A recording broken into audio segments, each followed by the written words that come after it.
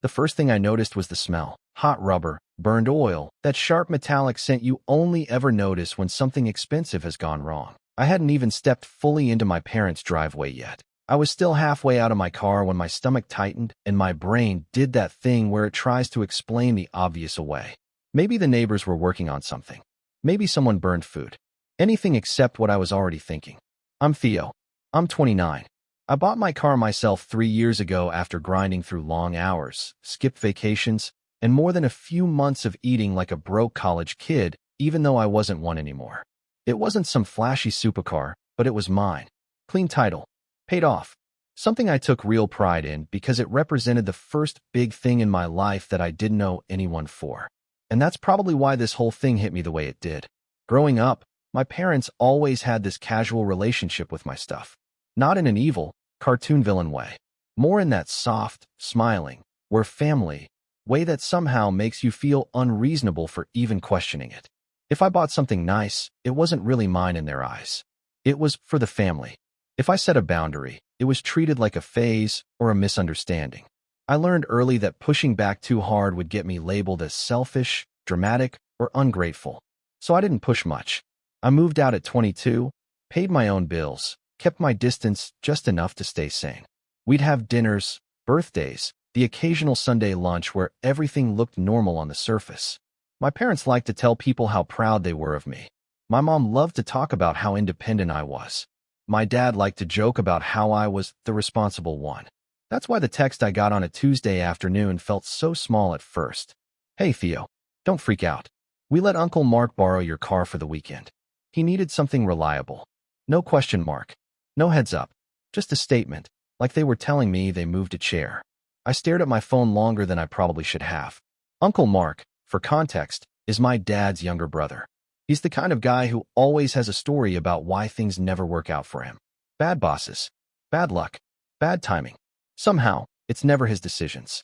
He's also the kind of driver who treats speed limits like polite suggestions and maintenance like an optional hobby. I called my mom immediately.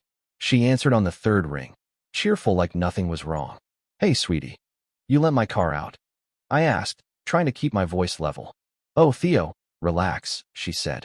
It's just for a couple days. Mark really needed it. That's not the point, I said. You didn't ask me. There was a pause. Not a shocked pause. A weighing pause. Well, we didn't think it would be a big deal, she said carefully. You weren't using it. I use it every day, I said.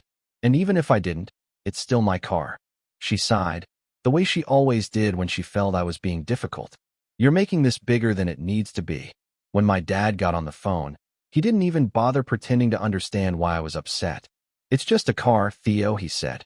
Family helps family. Mark needed a hand. I remember gripping the phone so tightly my knuckles went white. There it was. That phrase. The one that always ended the conversation. Family helps family. As if that automatically erased consent. I told them I wasn't comfortable with it. I told them I needed my car. I told them they should have asked me first. My dad laughed, actually laughed, and said, "You worry too much." I didn't drive over. I didn't yell. I didn't threaten anything. I did what I always did when I felt ignored. I swallowed it and told myself I'd deal with it later. Later came faster than I expected. 2 days after that call, I was at work when my phone lit up again. Mom's name. I almost let it go to voicemail. Almost. Her voice sounded different this time. Tight. Careful. Like she was trying not to panic. Theo, she said, there's been an accident. Everything in me went cold. What kind of accident? I asked. Another pause. Longer this time. Mark had a little trouble on the highway, she said. Everyone's okay. But the car, well, it's pretty damaged. I remember staring at my computer screen, not really seeing it.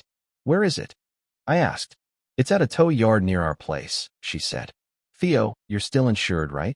That was the moment something shifted. Not snapped. Shifted. Like a heavy door closing quietly somewhere inside me. You didn't even ask me before lending it, I said slowly. And now you're asking about my insurance? She sounded offended. We're just trying to figure things out. I told you I wasn't okay with this, I said. And we told you not to worry, she replied, irritation creeping back in. Accidents happen. I drove to my parents' house that evening because part of me still couldn't believe it. I needed to see it. I needed proof that this wasn't just another situation they'd downplay until I felt crazy for caring. That's when I smelled it. That's when I saw the bent metal peeking out from behind their garage. The tow truck already gone.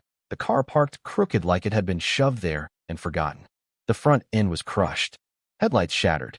The hood buckled like someone had folded it with their bare hands. It didn't look like a little trouble. It looked like negligence. My dad came outside, hands in his pockets, calm as ever. See? Not the end of the world. I didn't answer right away. I walked around the car, noticing details that made my chest ache. The scrape along the side where I knew exactly how it got there, because I'd parked in tight spaces 100 times and never managed to do that. The smell of coolant. The faint ticking sound as the engine cooled. Mark wasn't there. Of course he wasn't. They said you might need to file something with your insurance, my dad added casually. It'll all get sorted. I looked at him then. Really looked. And for the first time, I realized they weren't worried about me at all. They were worried about inconvenience. About paperwork. About how this would reflect on them. I asked one last question. Did Mark apologize? My dad frowned like the question itself annoyed him. He's embarrassed. What more do you want? I wanted respect. I wanted accountability. I wanted someone to acknowledge that this wasn't just a car. It was my time, my money, my boundary. Instead, my mom called from inside and said, Theo, come in. Let's not stand out here making a scene. That's when my phone buzzed again. A text from an unknown number. A photo attachment. It was a picture of my car from the highway, taken before it was towed. The caption underneath read, Sorry about the car. Things got a little wild. And that was when I finally understood something important. This wasn't an accident that just happened. This was the result of people who had never once believed they'd be held responsible for crossing me. I stood there, phone in my hand, parents waiting for me to come inside and smooth things over like I always did. And for the first time in my life, I didn't follow them. Because in that moment, I realized this wasn't the worst part yet. Not even close. I didn't go inside that night. I told them I needed air, which was half true. What I really needed was distance before I said something I couldn't take back. I drove home in a borrowed car from a friend, my thoughts looping the entire way. Every few minutes, a new detail would surface and make my chest tighten all over again. The casual way my dad said, it'll get sorted. The fact that Mark couldn't even face me. The way my mom's first instinct was to ask about insurance instead of asking if I was okay. That night, I barely slept. I kept replaying old moments I'd brushed off before. Times when my parents volunteered my time, my money, my patience without asking. Helping Mark move when I had deadlines. Loaning him tools that came back broken. Covering for him at family events when he showed up late or not at all. Every time I objected, I was told the same thing. Don't make it awkward. Don't start drama. Don't be difficult. By morning, my phone was already full. Missed calls from my mom. A voicemail from my dad. A text from my cousin asking if I'd heard about the accident yet, like it was community news. Another text from Mark himself, finally, hours after the fact. Hey man, really sorry about what happened. Roads were crazy. Stuff happens. That was it. No call. No offer to help. No acknowledgement that he'd taken something of mine without permission and destroyed it. I replied with a single question. Were you speeding? 3 dots appeared. Disappeared. Appeared again. It doesn't matter, he finally wrote. Insurance will handle it. That phrase again. Insurance will handle it. Like insurance was a magic eraser that wiped away responsibility. Later that afternoon, my parents asked me to come over to talk things through. I agreed, mostly because I wanted answers and partly because I still hoped, stupidly, that this would end with them realizing how far they'd crossed a line. They were already sitting at the kitchen table when I arrived, papers spread out between them. My car's registration. Insurance documents. A pen. My mom smiled tightly. We're just getting organized. Why do you have my paperwork? I asked. So we can help you, she said. You've always hated dealing with this stuff.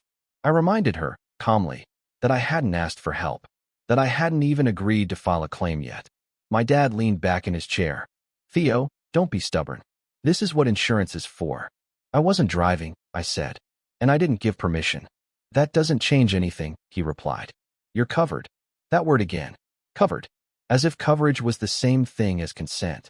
They started talking over each other then, explaining how Mark was already stressed, how this could affect his job, how it would be cruel to make him pay out of pocket when I had good insurance. My mom actually said, You're in a better position than he is. I stared at her. So because I worked hard and planned ahead. I'm responsible for his mistakes? She frowned. That's not what I said. It's exactly what you said, I replied. That's when my dad's tone changed. Sharper. Less patient. You're acting like we did this to hurt you. No, I said. You did it because you didn't think about me at all. Silence filled the kitchen. The kind that presses on your ears. My mom broke it first. You're overreacting. There it was. The final card. The one they always played. Over the next week, things escalated in small, relentless ways. My parents called daily, asking if I'd filed the claim yet. Mark stopped responding to my messages entirely. When I spoke to my insurance company to understand my options, they told me something that made my stomach drop. A claim involving an unauthorized driver could raise my premiums significantly, potentially for years. When I told my parents this, they brushed it off. You can afford it, my dad said without hesitation. That sentence stuck with me more than anything else. You can afford it. Not you shouldn't have to. Not we're sorry. Just you can afford it. At a family dinner that weekend, the story had already been rewritten. My aunt patted Mark's arm and said, "You must have been so shaken." My grandmother shook her head and said, "Cars can be replaced. Family can't." I sat there, fork in hand, barely touching my food, listening to my own loss framed as an inconvenience everyone else needed to move past.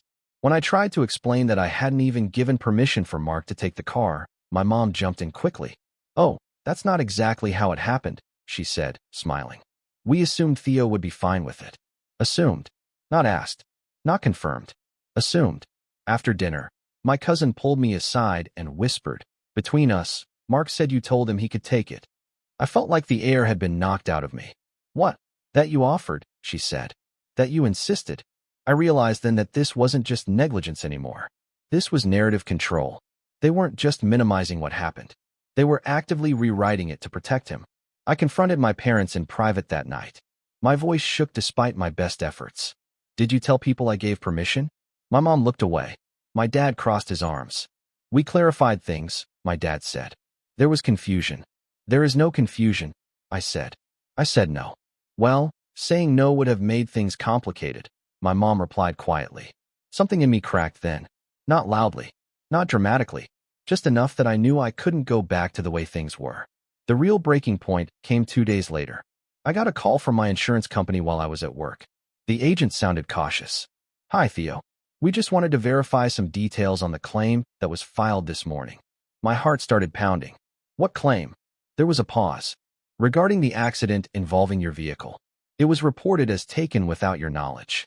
I stood up so fast my chair tipped over. "What do you mean reported?" "The report states the vehicle was used without your consent," she said.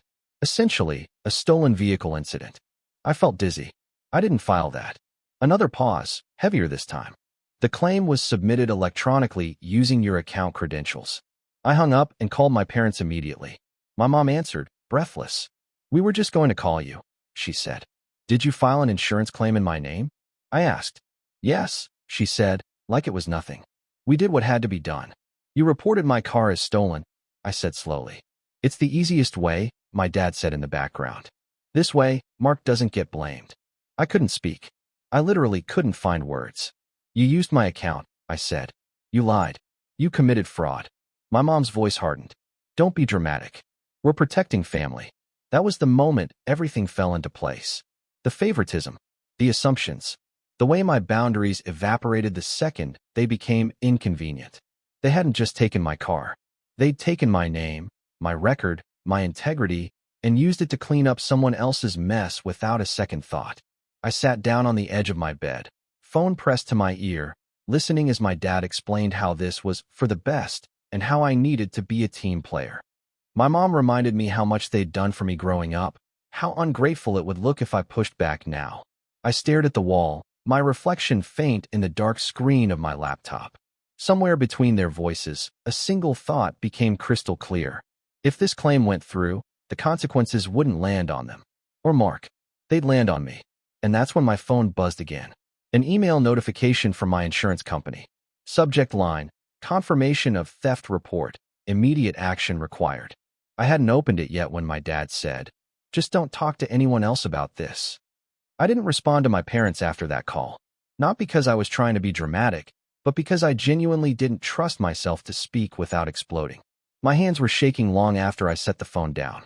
I sat there staring at the email from my insurance company, unopened, like it was something radioactive. One click and everything could get worse. Or clearer. Or irreversible. That night was the lowest I can remember feeling in a long time. Not loud, not cinematic, just quiet and heavy. The kind of exhaustion that sinks into your bones. I kept thinking about how casually they'd crossed a line that could follow me for years. Fraud. That word echoed in my head, even though no one in my family would ever say it out loud. They didn't see it that way. To them, it was just handling things. I didn't sleep much. When I did drift off, I woke up in a panic, heart racing, convinced I'd missed another call or email. By morning, I felt hollowed out, like something fundamental had been taken from me, and I wasn't sure how to replace it. I called in sick to work for the first time in years. My boss sounded surprised but understanding. That small kindness almost broke me. It was strange how someone respecting my boundaries without question made me realize how little that happened in my own family. I finally opened the email. It was worse than I expected. The insurance company wanted a recorded statement. They needed clarification about the theft report. They mentioned potential legal implications if the information provided was inaccurate. Reading it felt like standing on the edge of a cliff and realizing the ground beneath you wasn't solid anymore. I called the insurance agent back and told her the truth. All of it. That my parents had lent the car without my permission. That I had explicitly said no. That I hadn't authorized any claim. That I was shocked to find one filed in my name. There was a long silence on the line. Then she thanked me for being honest and said they'd need to open an internal review. She advised me, gently but firmly, to change my account passwords immediately and document everything. When the call ended, I just sat there. It felt like I'd crossed an invisible line. Not toward revenge. Toward reality. The fallout started quickly. My parents noticed I'd locked them out of my insurance account within hours. My mom called first, her voice sharp and wounded. "Why can't I log in?" "I changed my passwords," I said. "You had no right," she snapped. "We were handling it." "You were lying in my name," I replied. My dad took over the call. His tone was cold now, stripped of the easy confidence he usually wore. "Do you have any idea what you're doing?" "Yes," I said quietly. "I'm protecting myself." That phrase seemed to offend him more than anything else I'd said before.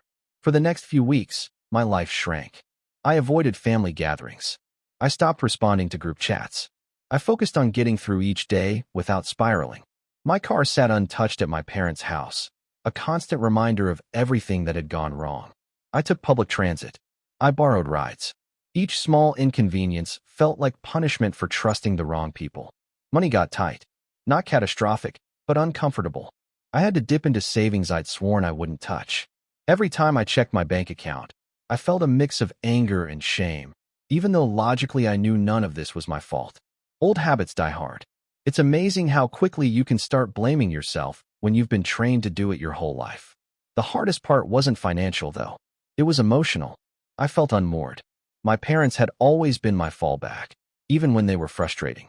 Knowing that they'd chosen Mark over me, again, in a way that could seriously harm me, forced me to confront something I'd avoided for years. They didn't just favor him. They expected me to absorb the consequences of his actions. Quietly, gratefully. That realization hurt more than the accident ever could. I started therapy around that time. I didn't tell anyone in my family. It felt like something sacred, something I didn't want filtered through their opinions.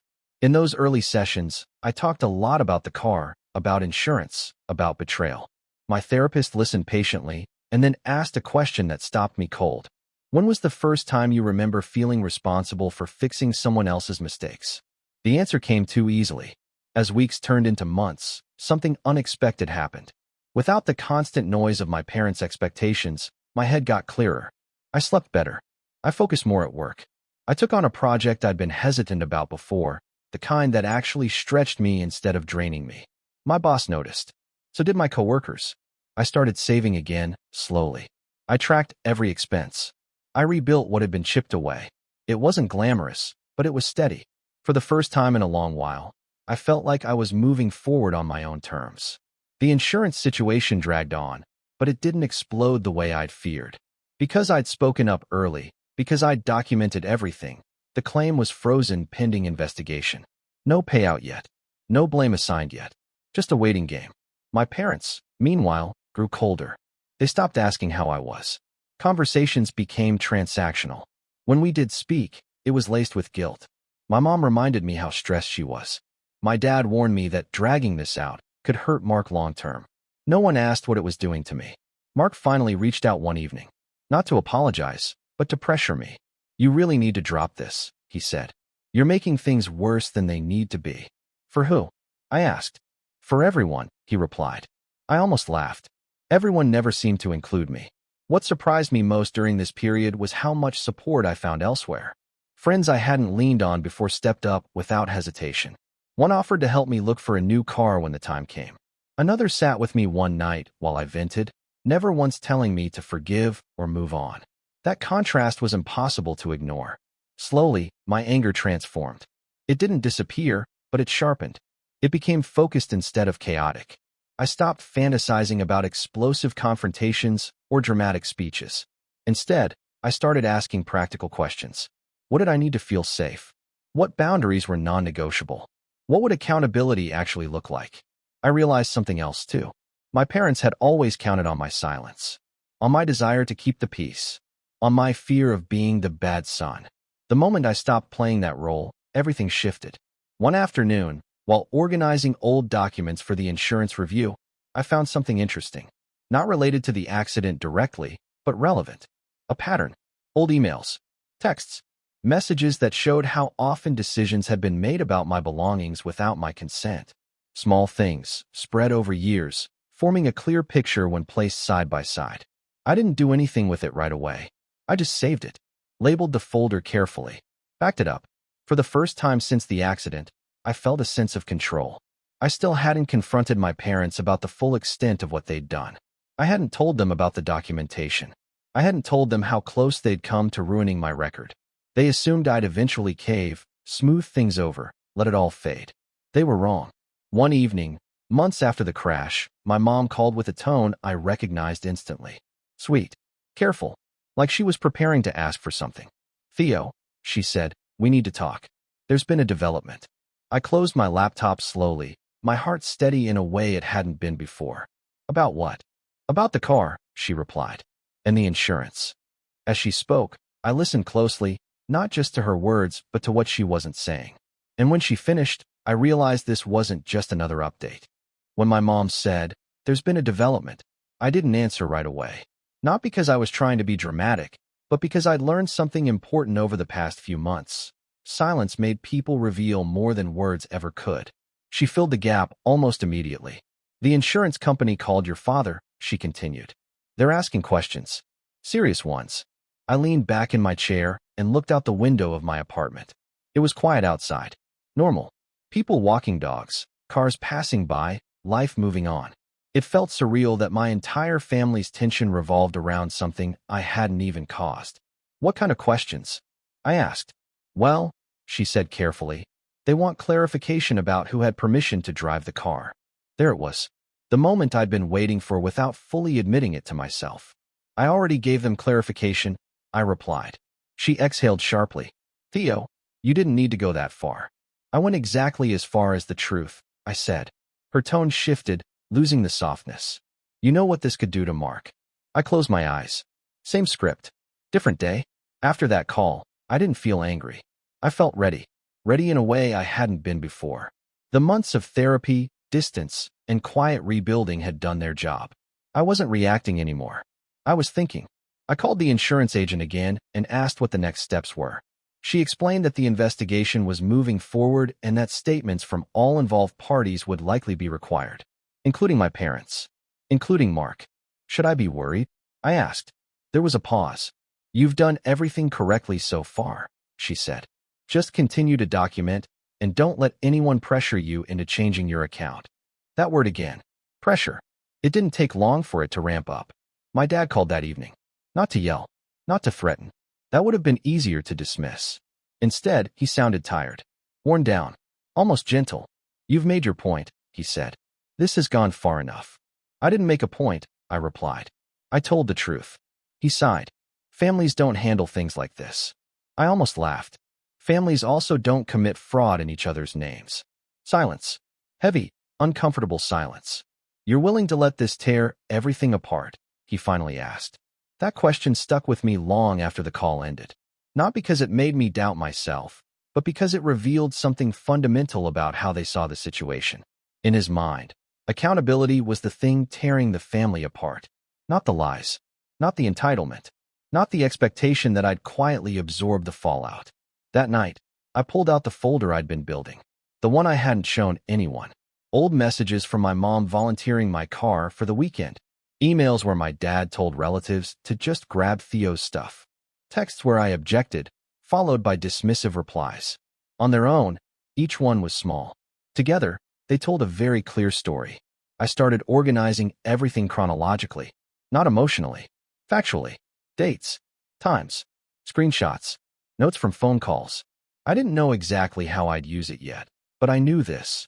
If anyone tried to paint me as unreasonable or dishonest, I wouldn't be scrambling anymore. Around the same time, something else happened that shifted the balance further. A mutual friend of the family reached out to me, someone I'd always known casually but never confided in. He asked if we could grab coffee, said he'd heard things and wanted to check in. We sat at a small cafe near my apartment. He looked uncomfortable, stirring his drink more than necessary. I probably shouldn't be saying this, he started, but I figured you'd want to know. That phrase alone made my stomach tighten. Mark's been telling people a story, he continued. That you offered the car.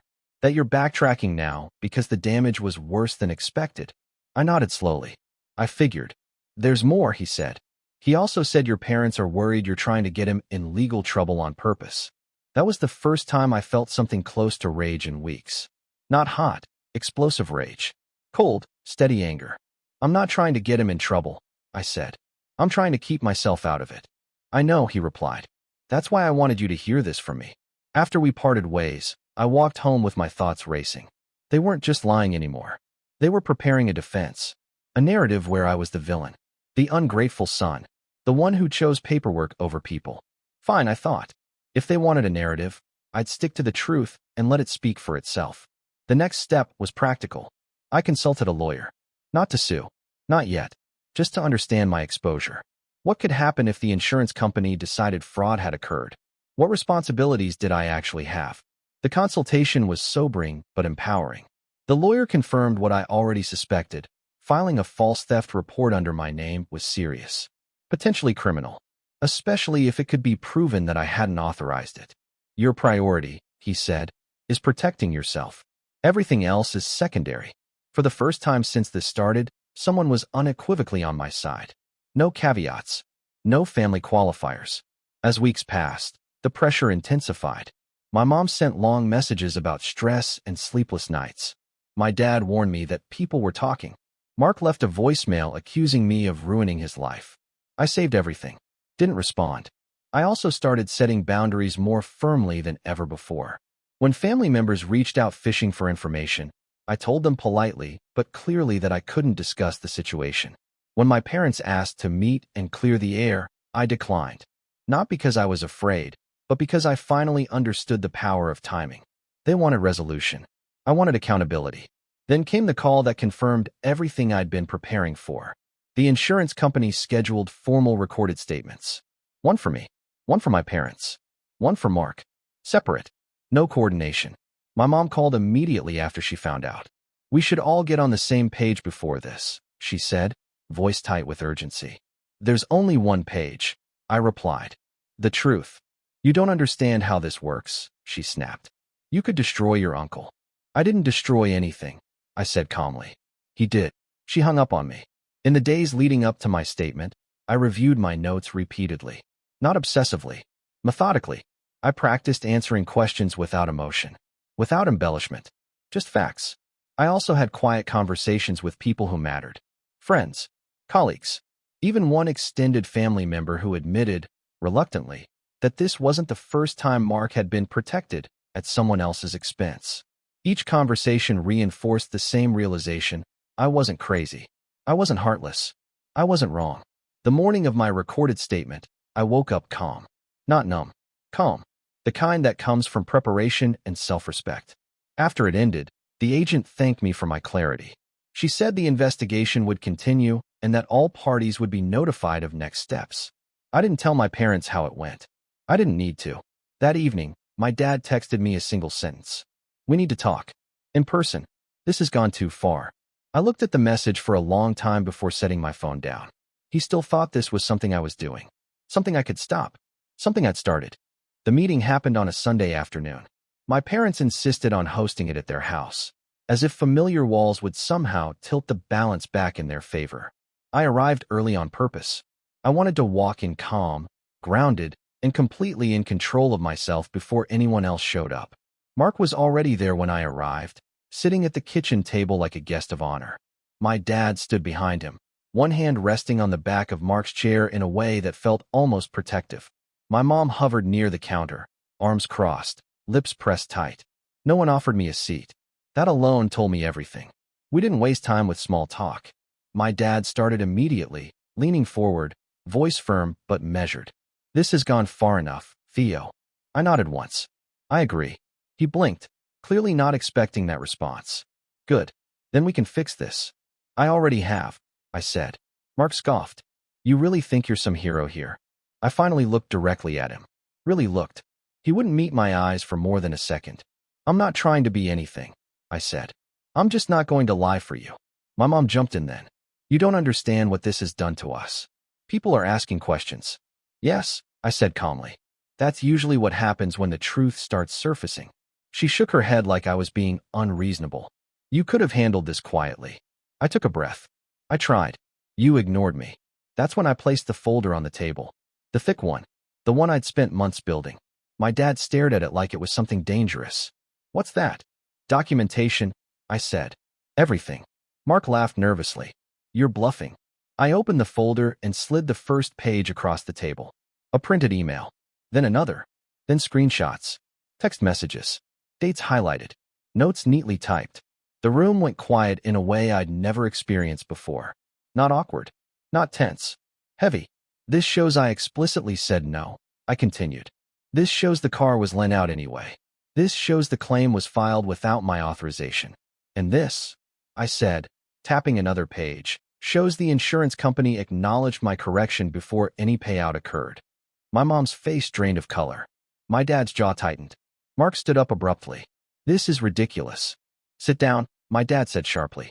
Mark froze, then slowly sat back down. "I've already given my statement," I said. "So have you, whether you know it yet or not. The insurance company finished their review last week." My dad swallowed. And they denied the claim." My mom let out a small sound, halfway between a gasp and a whimper. "What do you mean denied?" "No coverage," I replied. "Because the driver was unauthorized, and because false information was submitted. They also forwarded the file to their fraud review department." Mark jumped up again. "You did this on purpose." "No," I said evenly. "I told the truth on purpose." He turned to my parents. "You said this would be fine." My dad looked like he'd aged 10 years in 10 seconds. "Mark, stop." "There's more," I said. "Because the claim was frozen early, my premiums weren't affected. My record is clean." My mom looked at me with something close to disbelief. "So what happens now?" "That depends," I said. "On you." I explained everything slowly. The lawyer consultation. The options I had. The fact that I could pursue identity misuse. The fact that the insurance company could escalate independently if they chose to. My parents listened in silence. For once, no interruptions. No minimizing. "What do you want?" my dad finally asked. I met his eyes. "Accountability." Mark laughed bitterly. "You want me to pay for the car? I don't have that kind of money." "That's not my problem," I replied. My mom stood up. "We'll help him." I nodded. "You can. Or you can let this go further." That was the moment something shifted. Not in me. In them. They realized I wasn't asking. I wasn't bluffing. I wasn't emotional or reactive or trying to win an argument. I was offering a boundary with consequences. The agreement came together quietly. Mark would be responsible for the full cost of the damage. My parents would not touch my accounts, my belongings, or my name ever again without explicit permission. Everything would be in writing. Any violation would end contact entirely. It wasn't dramatic. It was surgical. Mark didn't apologize. Not really. But he didn't argue either. He avoided my eyes the entire time, shoulders slumped, the weight of years of being protected finally settling on him. The fallout came quickly after that. Word spread through the family, despite my efforts to keep things contained. This time, though, the story didn't favor Mark. Too many details didn't line up. Too many people started remembering similar incidents. Borrowed things that never came back. Mistakes quietly covered up. My parents became quieter. Smaller. They stopped calling daily. When they did reach out, it was careful, respectful, almost formal. Mark stopped contacting me entirely. I got my car back months later. Repaired. Not perfect, but functional. When I drove it for the first time after everything, I didn't feel triumphant. I felt steady. Therapy continued. So did rebuilding. I kept my boundaries firm. I didn't cut my parents off completely, but the relationship changed. They knew now that I wasn't a safety net they could stretch indefinitely. One evening, my dad admitted something he'd never said before. "We relied on you too much," he said, "and we didn't protect you." I accepted the statement without comment. Not because it fixed anything, but because it was the truth. I learned something through all of this. Revenge doesn't always look like shouting or punishment or public humiliation. Sometimes it looks like refusing to be the quiet solution to someone else's chaos. I didn't destroy my family. I stopped letting them destroy me. And for the first time in my life, that was enough. I didn't think my anniversary morning would be the day I finally understood where I ranked in my family, but that's exactly what it turned into. I walked into a coffee shop expecting something small, quiet, maybe even a little awkward, but sincere. Instead, I walked into a full-blown planning meeting for my younger brother's road trip, complete with maps spread across the table, phones out, and my parents arguing about gas mileage like they were prepping for a military operation. Nobody looked up. Nobody smiled. And nobody said the one thing I had assumed would be impossible to forget. For context, I'm Edward, 32, married for 3 years, together with my wife for almost a decade. This wasn't some huge milestone anniversary like 10 or 20 years. It wasn't a vow renewal or anything dramatic.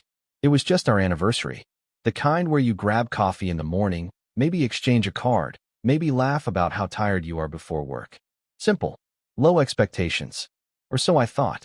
My relationship with my parents has always been uneven. They're not monsters. They're not the kind of parents who scream or throw things or disappear for years. They're just very, very good at making it clear who matters most without ever saying it out loud. That honor has always belonged to my younger brother, Jason. He's 28, charming in that effortless way, and somehow always in the middle of some big plan that needs everyone's attention. A new job idea, a move, a trip, a phase. There's always something. Growing up, I learned early that Jason was the exciting one, and I was the reliable one. He needed encouragement. I needed to understand. He needed support. I needed to be patient. When he forgot birthdays, it was brushed off. When I remembered everyone else's, it was expected. I didn't hate him for it. For a long time, I told myself this was just how families worked. When I got married, I honestly thought things might shift a little. Not dramatically, but enough that I'd be seen as my own person instead of just the older brother. My wife noticed the imbalance before I fully admitted it to myself. She never pushed me to confront it. She just quietly observed, the way someone does when they love you and don't want to hurt you by pointing out something you're not ready to face. The coffee meetup was my idea. My parents had texted earlier in the week asking if we could do something quick since they'd be busy later that day.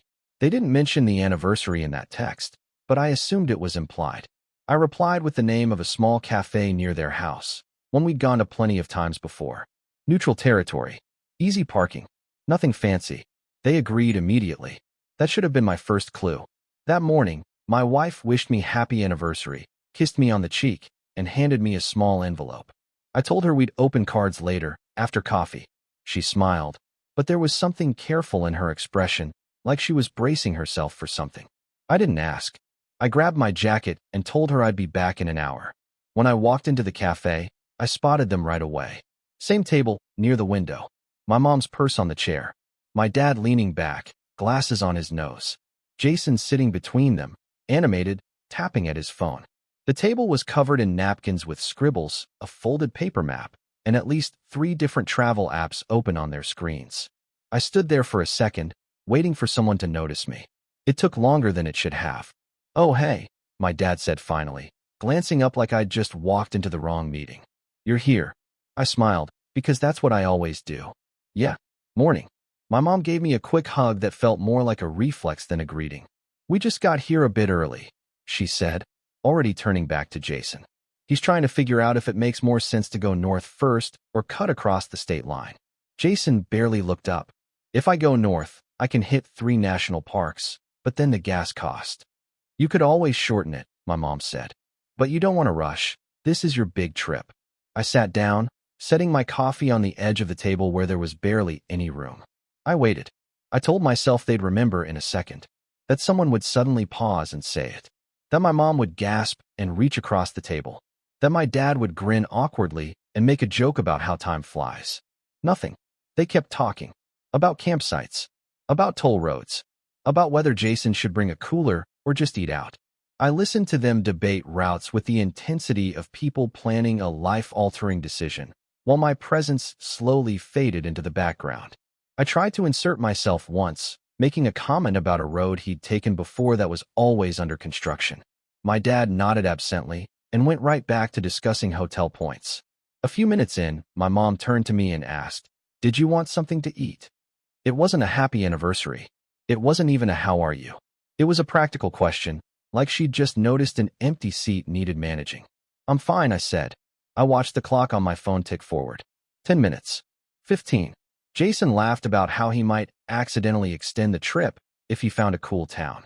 My parents laughed with him, like the idea of him being gone longer was charming instead of inconvenient.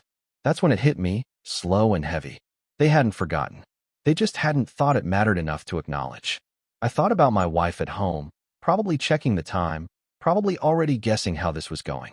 I thought about how carefully I'd kept my expectations low, and how even then, I'd somehow managed to overestimate what this morning meant to them. I cleared my throat. "So," I said, forcing my voice to stay light. "Big plans today, huh?" My mom smiled at me, distracted. "For Jason, yeah. This trip is such a good opportunity for him. He really needs this." Needs this. The word stuck with me. I nodded slowly, fingers tightening around my coffee cup. Right. There was a moment then, a brief pause in the conversation, where I could have said it. I could have reminded them. I could have pointed out what day it was. The familiar fork in the road appeared, the one I'd faced my entire life. Speak up and risk being labeled dramatic, or stay quiet and absorb it. Before I could decide, my dad leaned forward, tapping the map.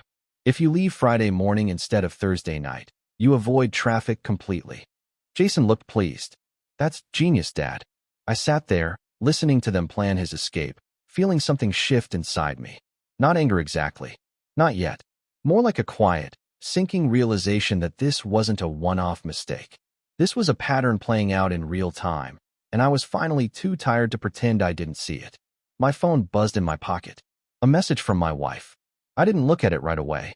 I just stared at the table, at the maps and the notes and the empty space where my anniversary should have been, and I wondered how many more moments like this I'd let slide before something finally broke.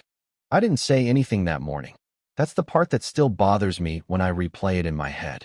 I smiled, nodded, made a few neutral comments, and finished my coffee while my parents enthusiastically planned a trip that somehow required more emotional investment than my marriage ever had. When I stood up to leave, my mom said, "Text us later," like this had been a perfectly normal visit. Jason gave me a distracted wave. No one mentioned the anniversary. Not once. When I got home, my wife was sitting at the kitchen table with 2 mugs and the envelope still unopened between them. She looked up at me, read my face in about half a second, and didn't ask how it went. She already knew. She just slid 1 mug toward me and said, softly, "They forgot, didn't they?" I nodded. That was all I could manage. She didn't get angry. She didn't rant. That almost made it worse. She just exhaled slowly, the way someone does when something disappointing but unsurprising finally confirms itself.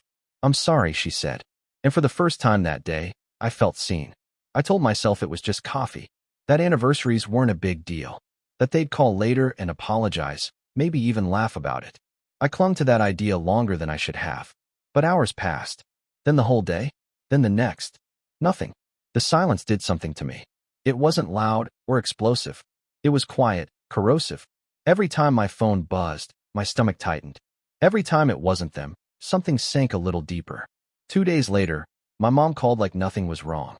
"Hey, sweetheart," she said, cheerful. "Quick question. I already knew where this was going.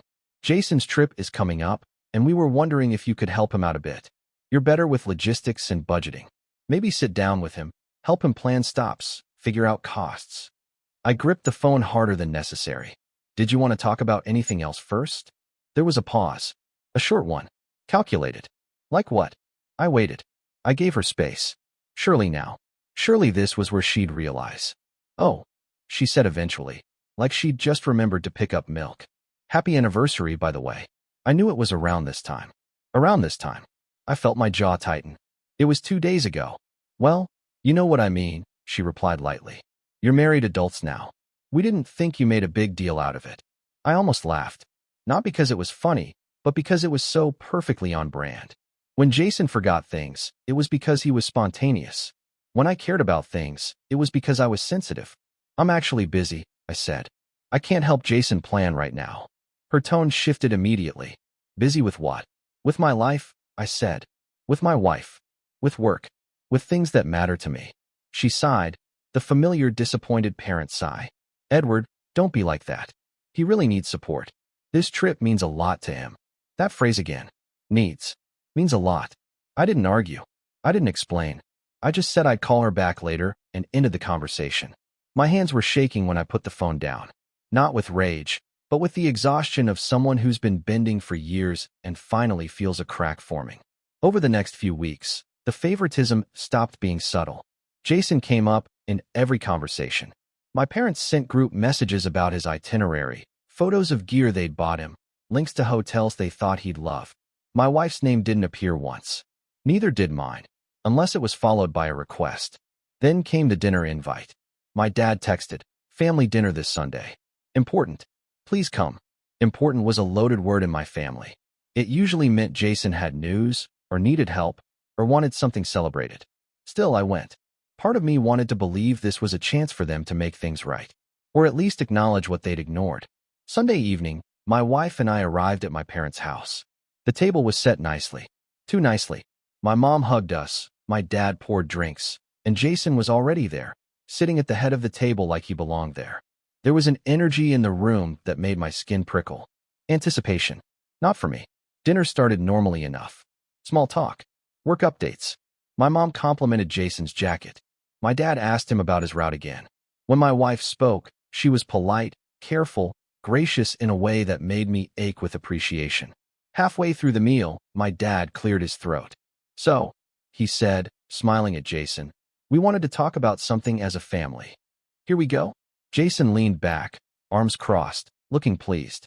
My mom folded her hands together like she was about to announce a pregnancy or a promotion.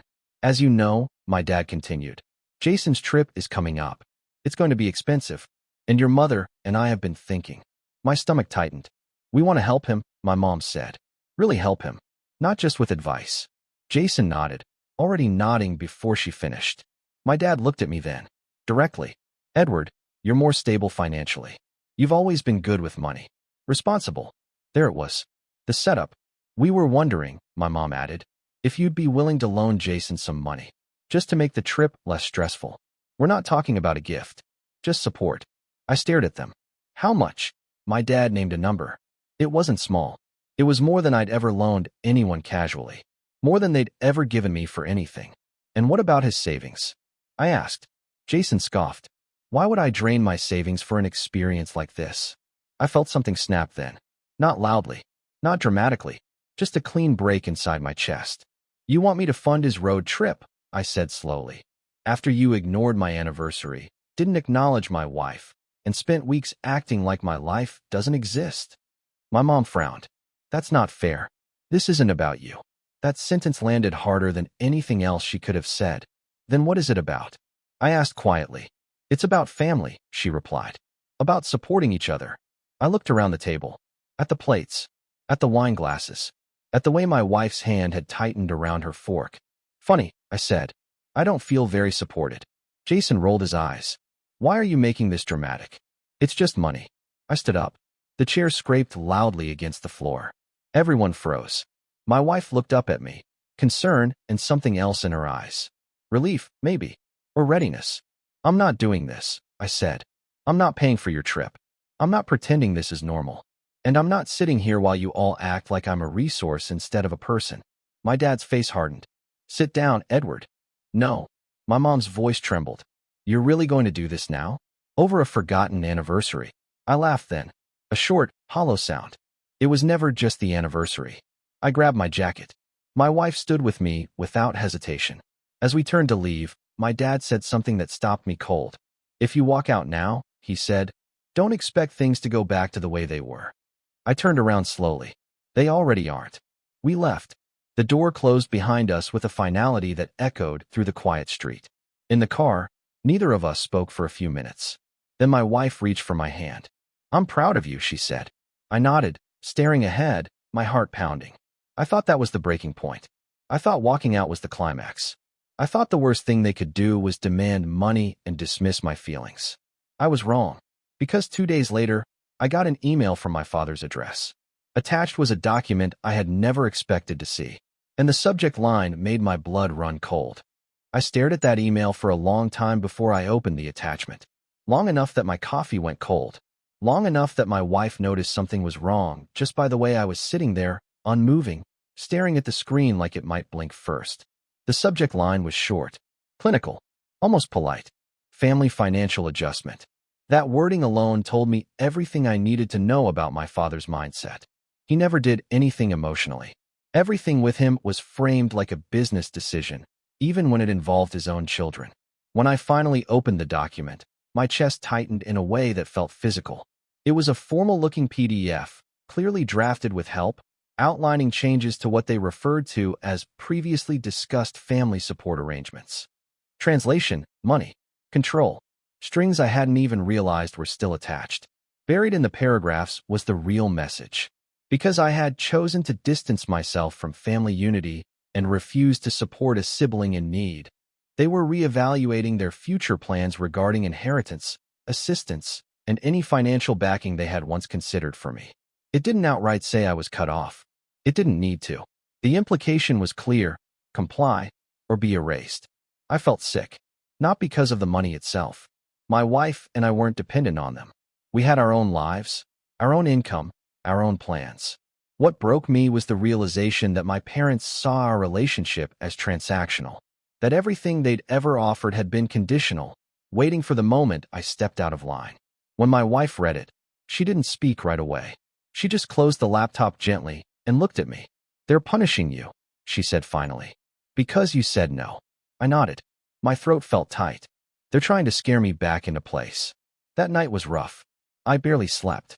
My mind replayed every interaction from childhood through adulthood, reframing them through this new lens. The gifts, the help, the praise when I complied, the withdrawal when I didn't. It was like realizing you'd been living in a house with invisible walls, and you'd finally run into one hard enough to see it. Over the next few weeks, things got worse before they got better. My parents stopped calling. Completely. No check-ins. No casual updates. Just silence. Jason, on the other hand, suddenly found the time to message me. You didn't have to embarrass Mom and Dad like that, he wrote. They were just trying to help me out. I didn't respond. Then came the extended family. An aunt asking why I was being difficult. A cousin telling me I should apologize to keep the peace.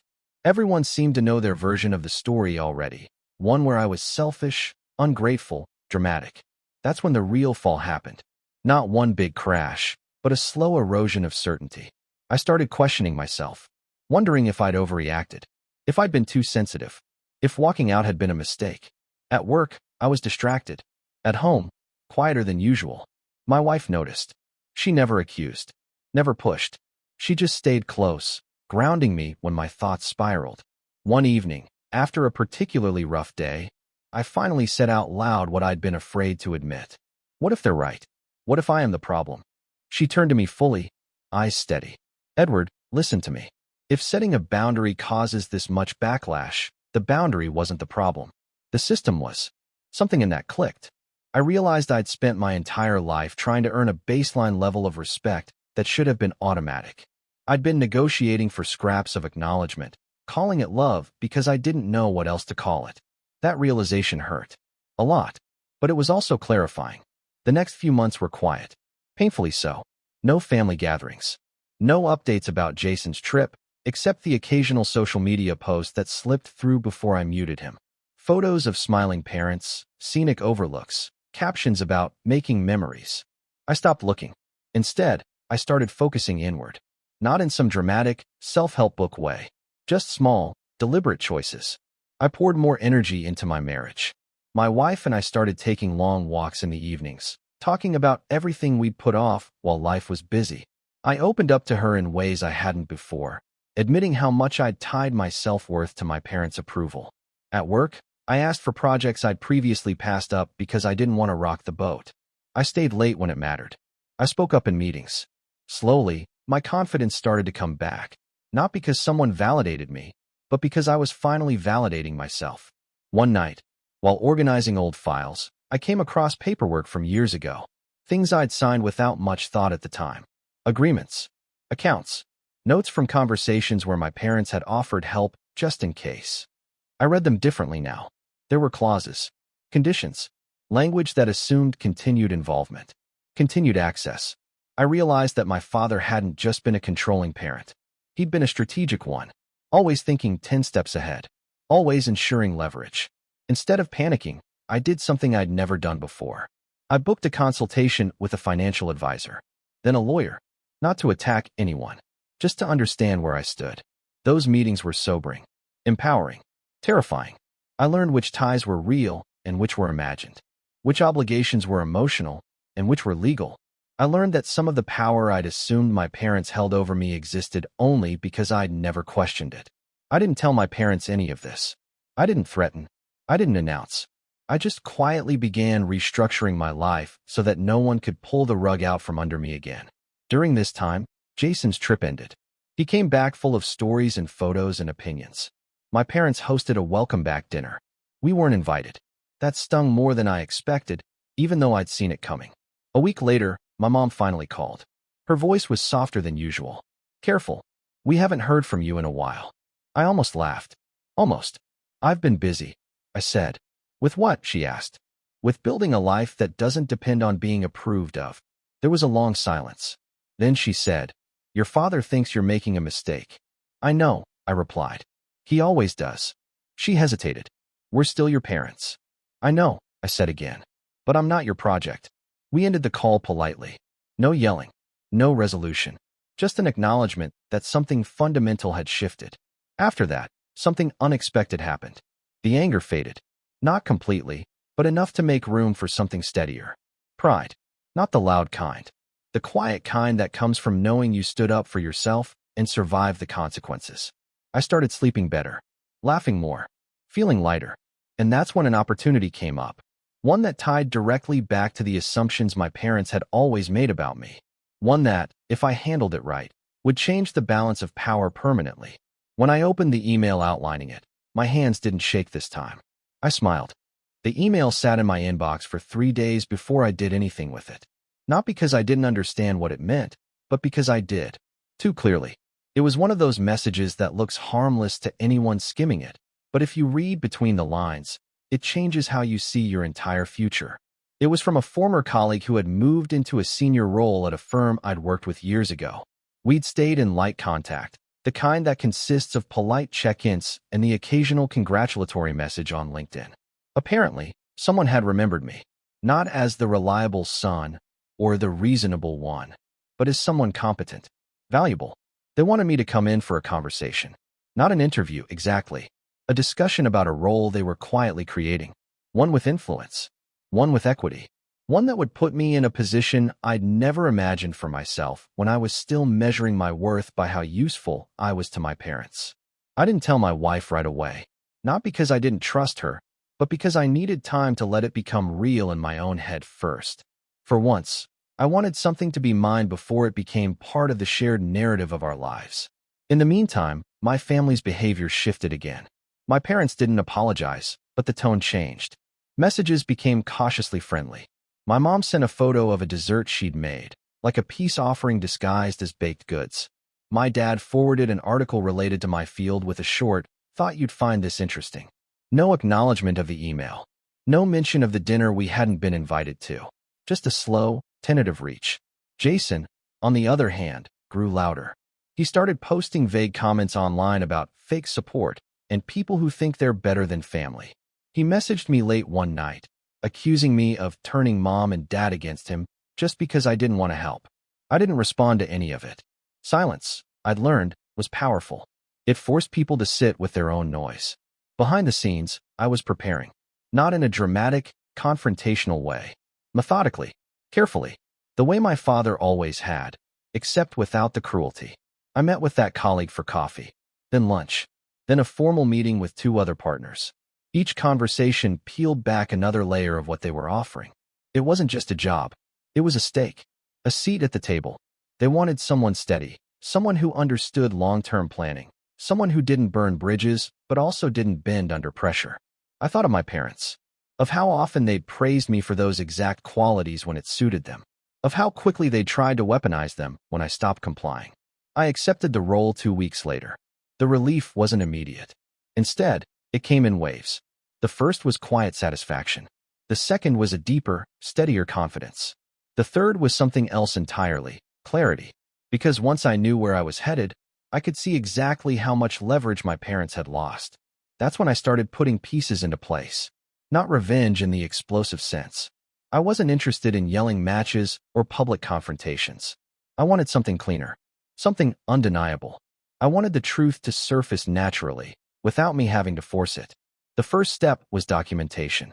I went back through years of emails, messages, and paperwork. Every offer of help, every conditional promise, every instance where support was framed as generosity but structured as control.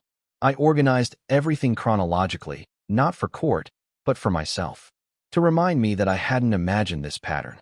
It was real, consistent, deliberate. The second step was boundaries.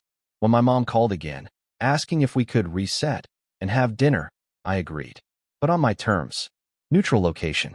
My wife included. No Jason. She hesitated at that last part, but eventually agreed. At dinner, they were on their best behavior. Compliments. Careful questions. My dad even asked about my work, genuinely listening in a way he hadn't in years. I answered politely, but vaguely. I didn't offer details. I didn't invite opinions. At one point, my mom reached across the table and said, "We just want things to be like they used to be." I looked at her hand on mine and gently moved my fingers away. "I don't." She blinked, confused. "I want things to be better," I continued. "And that can't happen if we pretend nothing was wrong." My dad's jaw tightened. He didn't argue. That was new. The third step was allies. I didn't broadcast my situation, but I stopped hiding it. When extended family reached out with passive-aggressive messages, I calmly corrected misinformation. When a cousin implied I was being selfish, I asked what exactly I'd done wrong and waited. Most people backed off when pressed for specifics. One aunt surprised me. She called one afternoon and said, "I don't know what's really going on, but I see how they treat Jason compared to you." I always have. She didn't take sides publicly, but her quiet support mattered more than she knew. Then came the unexpected twist. My father asked to meet me alone. He framed it as concern. Said he was worried about distance and misunderstandings. We met in his office, a space I'd spent countless hours in growing up, absorbing his worldview without realizing it. He didn't waste time. "You've changed," he said. "Yes," I replied. "I have." He leaned back, studying me like a problem he hadn't solved yet. "You're risking a lot by pushing us away." I met his gaze steadily. "I'm not pushing you away. I'm stepping out of a role you assigned me without my consent." That annoyed him. I could tell. He liked control. He liked predictability. And I was no longer either. He tried one last angle. "Jason is struggling. He needs family." "So did I said quietly. "For years." That landed. Not because it softened him, but because it challenged his narrative. He ended the meeting shortly after, clearly unsettled. As I walked out, I realized something important. This wasn't just about money, or trips, or anniversaries. It was about identity. My family had decided who I was supposed to be, and my refusal to play that part threatened the entire structure. That's when I knew the moment was coming. A collision point where all of this would surface, whether I pushed it or not. And then, as if on cue, my mom called me one evening, her voice tight with urgency. "Edward," she said, "we need to talk. Jason made a decision, and it affects all of us." I closed my eyes, already sensing that whatever this was, it would force everything into the open. "Okay," I said calmly. "When?" "Tomorrow," she replied. Family meeting. I agreed. Not because I was nervous, but because I was ready. And as I hung up the phone, I knew that whatever they thought they were about to confront me with, they had no idea how much ground had already shifted beneath their feet. The family meeting took place at my parents' house, the same dining room where I'd learned, years ago, how to sit quietly and make myself smaller. Walking back into that space felt surreal. Not because it scared me anymore, but because I could finally see it clearly for what it was, a stage where the same play had been performed over and over, with me cast in the same role every time. This time, I wasn't playing it. Jason was already there when my wife and I arrived. He looked agitated, pacing near the window, phone in hand. My parents sat stiffly at the table, my mother wringing her fingers, my father unusually silent. No one offered drinks. No one made small talk. The tension was thick enough to feel like pressure on my chest. My mom gestured for us to sit. "We'll get right to it," she said, voice tight. Jason made a decision without fully understanding the consequences. Jason stopped pacing and looked at me, irritation flashing across his face. "You didn't have to take it this far," he said immediately. I raised an eyebrow. "I don't even know what this is yet." My dad cleared his throat. Jason took out a loan. That alone didn't surprise me. Jason had always lived slightly ahead of his means, confident that something or someone would catch him if he fell. "A large one," my mom added. Jason crossed his arms. "It was an investment." "In what?" my wife asked calmly. Jason hesitated. "A startup. A travel-adjacent platform. It was supposed to launch while I was on the road. Passive income." I nodded slowly. "Supposed to." My father slid a folder across the table toward me. "The problem," he said, "is that the loan was secured." I opened the folder. As I read, everything clicked into place with chilling clarity. Jason had used my parents' home as collateral. Not with my knowledge. Not with my consent. But with theirs. I looked up slowly. "You let him do this?" My mom's eyes filled with tears. "We didn't think it would be a problem." He was confident. He said the returns were guaranteed. "Nothing is guaranteed," my wife said quietly.